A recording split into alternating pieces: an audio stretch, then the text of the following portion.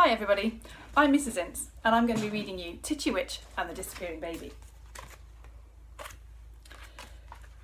Titchy Witch was a happy little witch while the baby was inside Mum's tummy. But then one day Weenie Witch came out. It was magic, but not the kind of magic that Titchy Witch liked. Being a big sister was no fun at all. Titchy Witch didn't think much of Weenie Witches. They made too much work, too much noise. Oh, and terrible Weenie Witchy smells. Poor Pongy.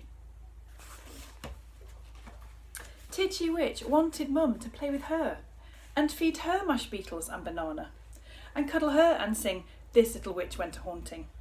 But now Witchy Witch was always busy with the baby.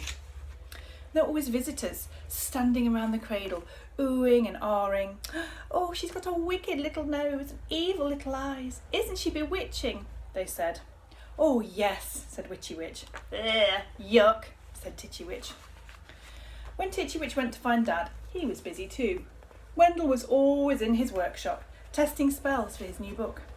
Even her mum's cat, Catabogus, was too busy with Weenie Witch business. He twitched his tail and disappeared.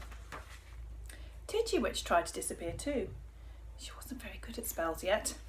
Sometimes she practiced on Victor or Eric. Luckily, her spells didn't last very long. One day the baby was crying, even more than usual. Mum said she was getting a new fang. When Mum went for a rest, she left Titchy Witch to watch the baby. The noise was giving her a headache. Titchy Witch peeped into the cradle. Her nose began to twitch, fingers began to wiggle. Suddenly a spell popped into her head and the magic words just popped out. "Fizzy, fuzzy, rabbit's ear, make this baby disappear." It was quiet now.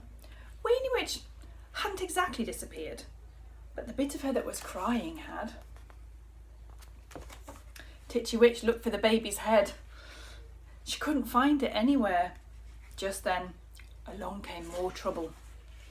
Catabogus thought he was the boss of the house.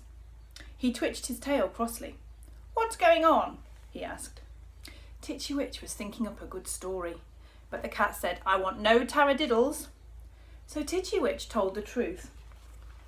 "It was only a little spell."